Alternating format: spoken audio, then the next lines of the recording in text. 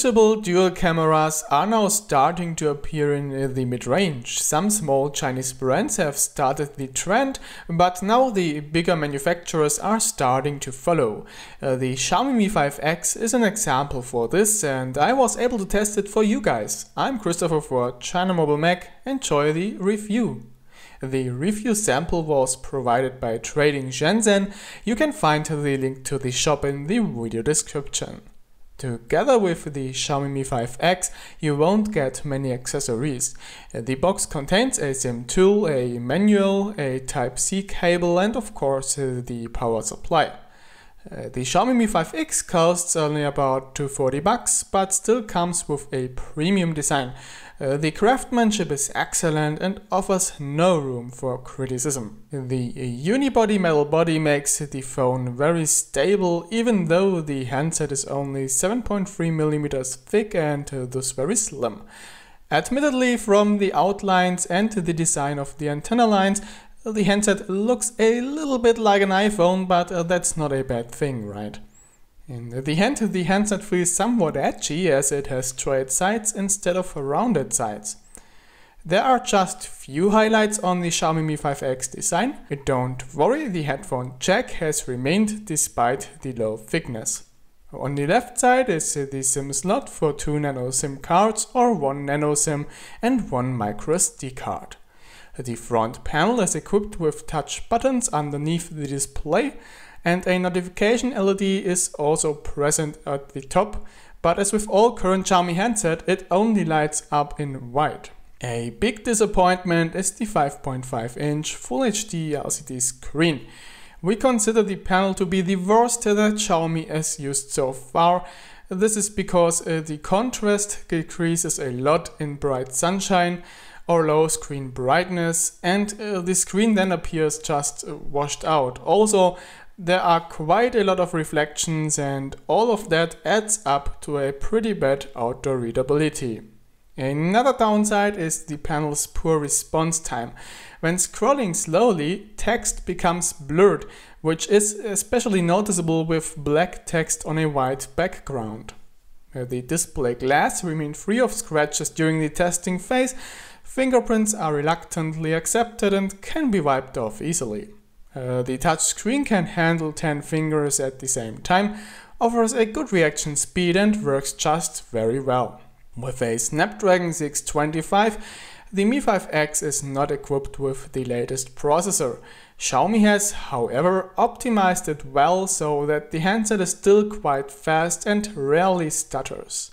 Compared to the Mi Max 2, which uses the very same processor, the Mi 5X feels a bit more fluid, which is nice to see.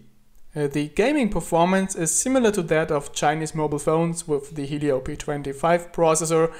All current games run smooth on high graphics settings, however, there are not many reserves for the future. The Mi 5X comes with 4GB of LPDDR3 RAM, which offers a decent multitasking performance in normal operation. The internal memory is a bit small with 32GB only, but quite fast.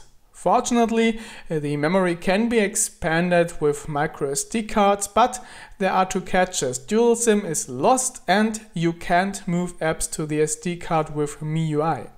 The Xiaomi Mi 5X comes with a Type-C charging and data connector, which of course does support OTG as well. There is nothing wrong with the sensors. Compass and gyroscope work fine and all important sensors are present. The fingerprint scanner on the back of the phone does its job properly, and it's really fast and barely fails unlocking the phone. The Xiaomi Mi 5X runs Android 7.1.2 in form of MIUI 8.5 in the stable version or MIUI 9 in the developer version.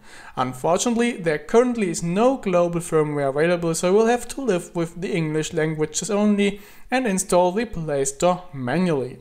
Alternatively, after unlocking the bootloader, a translated firmware can also be flashed, e.g. by Xiaomi.eu.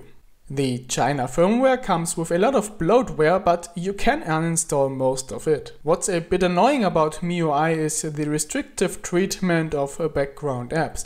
For example, if you want to receive instant messages from WhatsApp or Facebook Messenger, you need to do the following. Disable the energy-saving optimizations of MIUI. Allow the auto start of the respective apps in the security center. And then lock the apps in the RAM so that they don't get terminated anymore. Next up, reception quality, and in mobile networks reception performance was very good, but you have to live without band 20 LTE. For Wi-Fi the downstream is about 122 Mbit per second, and one floor below the router it still reaches around 44 Mbits per second. GPS reception tends to be in the midfield. In everyday life this does not lead to problems, but during tracking the recorded route can be a bit off the road. The media speaker of the Mi 5X is very convincing. It's not only very loud but also offers quite decent basses and surprisingly good dynamics.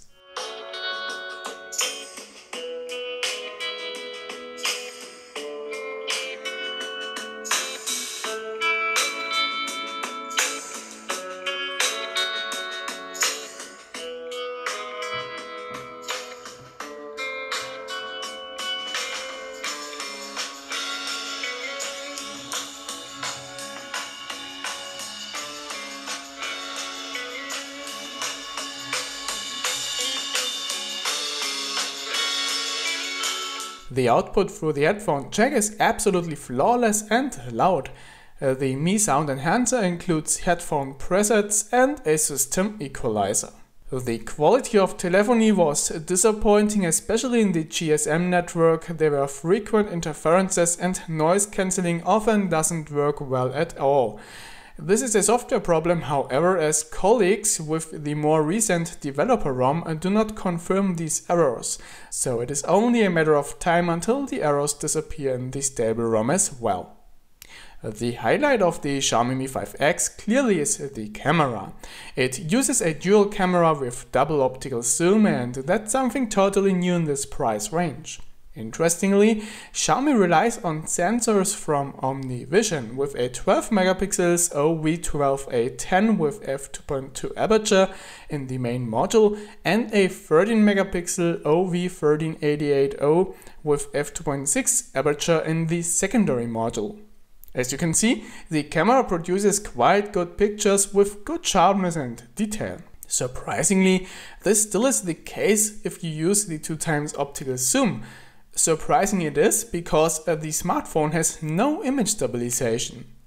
What is negative, however, is that pictures always appear darker as if they had been shot in bad weather.